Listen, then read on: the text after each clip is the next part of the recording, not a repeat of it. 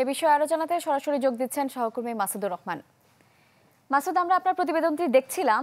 Tribunal আসলে আর কি কি নির্দেশ দিয়েছেন যদি আমাদের একটু জানাতেন।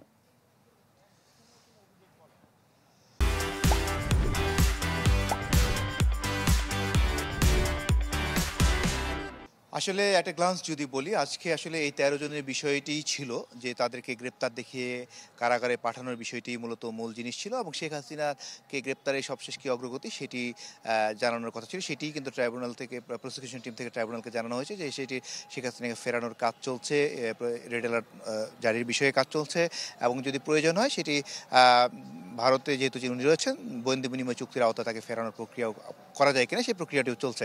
একই সাথে ১৩ জনকে প্রথমবারের মতো এনে তাদেরকে গ্রেপ্তার দেখানো হলো এবং গ্রেপ্তার দেখিয়ে তাদেরকে এক প্রসিকিউশন টিম এই পরে যে ১৩ জন আজকে হাজির করা হয়েছে তাদের মামলাটি জন্য সময় চেয়েছিল ২ মাস, যে ২ মাস লাগবে তদন্তটি শেষ করতে।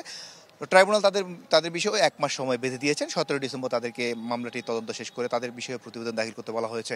ওভারঅল যদি বলা হয় যে এখন আসামি যারা রয়েছেন, গোলাম দস্তগীর গাজীকে নারায়ণগঞ্জ থেকে আনা হয়েছে, তাকে নারায়ণগঞ্জে পাঠানো হবে। দীপু মনিকে কাশিমপুর মহিলা কারাগার থেকে নিয়ে আসা হয়েছে, তাকে মহিলা কারাগারে পাঠানো হবে এবং একই সাথে বাকি যে ১৩ জন তাদেরকে ঢাকা কেন্দ্রীয় কারাগারে কেরানীগঞ্জে সেখানে পাঠানো হবে। তো তাদেরকে ফেরানোর প্রক্রিয়া কিছু আনুষ্ঠানিকতা বাকি রয়েছে, কিছু কাগজে যেহেতু ট্রাইব্যুনাল আদেশ দিয়েছেন সেগুলো স্বাক্ষরের প্রয়োজন রয়েছে।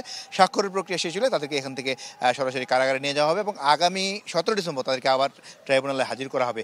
ওভারঅল যদি বলি তাহলে বলা হবে যে আনুষ্ঠানিকভাবে জুলাই আগস্ট গণহত্যায় বৈষম্য বিরোধী ছাত্রদের যে আন্দোলন, সে আন্দোলন ঘিরে যে প্রথম ট্রাইব্যুনালের যে প্রক্রিয়া, বিচার প্রক্রিয়া শুরুটা, সেটি আজকে এই ১৩ জনকে হাজির করার মধ্য দিয়ে শুরু হয়ে গেল। আগামী পরশুদিন সাবেক আইজিপি চৌধুরী আবদুল্লাহ আল মামুন, এনটিএমসি সাবেক মহাপরিচালক জিয়াউল হাসান সহ যাত্রাবাড়ী থানার সাবেক ওসি এবং যে গণহত্যা হয়েছিল আশুলিয়ায়, সেই আসামি যাদেরকে ধরা হয়েছে তাদেরকে কিন্তু হাজির করা হবে আগামী পরশুদিন।